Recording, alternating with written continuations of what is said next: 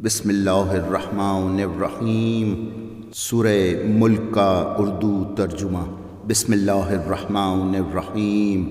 بابرکت ہے وہ ذات جس کے ہاتھوں میں سارا ملک ہے اور وہ ہر شے پر قادر و مختار ہے۔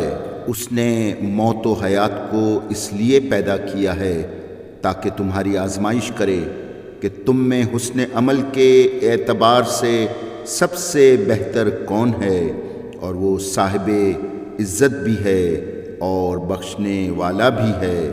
اسی نے 7 آسمان تہ بتہ پیدا کیے ہیں اور تم رحمان کی خلقت میں کسی طرح کا فرق نہ دیکھو گے۔ پھر دوبارہ نگاہ اٹھا کر دیکھو، کہیں کوئی شگاف نظر آتا ہے؟ اس کے بعد بار بار نگاہ ڈالو، دیکھو نگاہ تھک کر پلٹ آئے گی لیکن کوئی عیب نظر نہ آئے گا۔ ہم نے آسمان دنیا کو چراغوں سے مزین کیا ہے اور انہیں شیاطین کو سنگسار کرنے کا ذریعہ بنا دیا ہے، اور ان کے لیے جہنم کا عذاب الگ مہیا کر رکھا ہے۔ اور جن لوگوں نے اپنے پروردگار کا انکار کیا ہے ان کے لیے جہنم کا عذاب ہے اور وہی بدترین انجام ہے۔ جب بھی وہ اس میں ڈالے جائیں گے اس کی چیخ سنیں گے اور وہ جوش مار رہا ہوگا، بلکہ قریب ہوگا کہ جوش کی شدت سے پھٹ پڑے۔ جب بھی اس میں کسی گروہ کو ڈالا جائے گا تو اس کے داروغہ ان سے پوچھیں گے کہ کیا تمہارے پاس کوئی ڈرانے والا نہیں آیا تھا؟ تو وہ کہیں گے کہ آیا تو تھا لیکن ہم نے اسے جھٹلا دیا اور یہ کہہ دیا کہ اللہ نے کچھ بھی نازل نہیں کیا ہے۔ تم لوگ خود بہت بڑی گمراہی میں مبتلا ہو۔ اور پھر کہیں گے کہ اگر ہم بات سن لیتے اور سمجھتے ہوتے تو آج جہنم والوں میں نہ ہوتے۔ تو انہوں نے خود اپنے گناہ کا اقرار کر لیا، تو اب جہنم والوں کے لیے تو رحمت خدا سے دوری ہی دوری ہے۔ بے شک جو لوگ بغیر دیکھے اپنے پروردگار کا خوف رکھتے ہیں ان کے لیے مغفرت اور اجر عظیم ہے۔ اور تم لوگ اپنی باتوں کو آہستہ کہو یا بلند آواز سے، خدا تو سینوں کے رازوں کو بھی جانتا ہے۔ اور کیا پیدا کرنے والا نہیں جانتا ہے؟ جبکہ وہ لطیف بھی ہے اور خبیر بھی ہے۔ اسی نے تمہارے لیے زمین کو نرم بنا دیا ہے کہ اس کے اطراف میں چلو اور رزق خدا تلاش کرو، پھر اسی کی طرف قبروں سے اٹھ کر جانا ہے۔ کیا تم آسمان میں حکومت کرنے والے کی طرف سے مطمئن ہو گئے کہ وہ تم کو زمین میں دھسا دے اور وہ تمہیں گردش ہی دیتی رہے؟ یا تم اس کی طرف سے اس بات سے محفوظ ہو گئے کہ وہ تمہارے اوپر پتھروں کی بارش کر دے؟ پھر تمہیں بہت جلد معلوم ہو جائے گا کہ میرا ڈرانا کیسا ہوتا ہے۔ اور ان سے پہلے والوں نے بھی تکذیب کی ہے تو دیکھو کہ ان کا انجام کتنا بھیانک ہوا ہے۔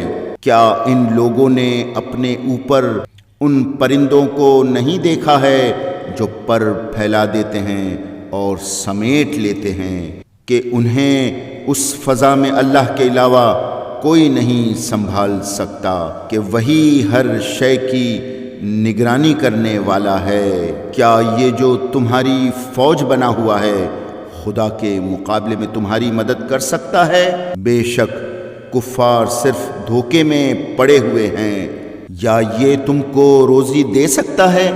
اگر خدا اپنی روزی کو روک لے، حقیقت یہ ہے کہ یہ لوگ نافرمانی اور نفرت میں غرق ہو گئے ہیں۔ کیا وہ شخص جو منہ کے بل چلتا ہے وہ زیادہ ہدایت یافتہ ہے یا جو سیدھے سیدھے صراط مستقیم پر چل رہا ہے؟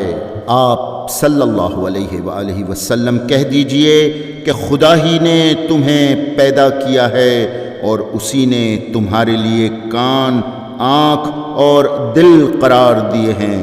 مگر تم بہت کم شکریہ ادا کرنے والے ہو۔ کہہ دیجئے کہ وہی وہ ہے جس نے زمین میں تمہیں پھیلا دیا ہے اور اسی کی طرف تمہیں جمع کر کے لے جایا جائے گا۔ اور یہ لوگ کہتے ہیں کہ اگر تم لوگ سچے ہو تو یہ وعدہ کب پورا ہوگا؟ آپ صلی اللہ علیہ وآلہ وسلم کہہ دیجئے کہ علم اللہ کے پاس ہے اور میں تو صرف واضح طور پر ڈرانے والا ہوں۔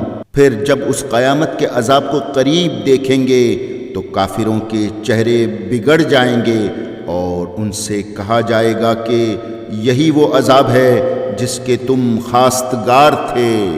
آپ صلی اللہ علیہ وآلہ وسلم کہہ دیجئے کہ تمہارا کیا خیال ہے کہ خدا مجھے اور میرے ساتھیوں کو ہلاک کر دے یا ہم پر رحم کرے تو ان کافروں کا دردناک عذاب سے بچانے والا کون ہے؟ کہہ دیجئے کہ وہی خدائے رحمان ہے جس پر ہم ایمان لائے ہیں اور اسی پر ہمارا بھروسہ ہے۔ پھر عنقریب تمہیں معلوم ہو جائے گا کہ کھلی ہوئی گمراہی میں کون ہے۔ کہہ دیجئے کہ تمہارا کیا خیال ہے اگر تمہارا سارا پانی زمین کے اندر جذب ہو جائے تو تمہارے لیے چشمے کا پانی بہا کر کون لائے گا؟ صدق اللہ العظیم۔